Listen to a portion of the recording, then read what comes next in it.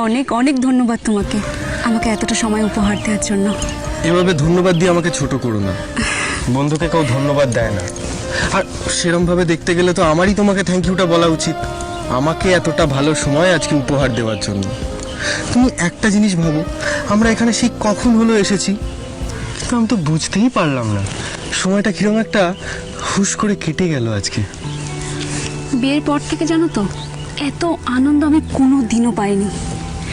আজকে যেন আমি নিজেকে নতুন করে খুঁজে পেলাম, আর সেটা শুধুমাত্র তোমার জন্য। আচ্ছা, আমি যদি তোমার কাছ থেকে আরো কিছুটা সময় চেয়ে নিই, তুমি দেবে আমাকে?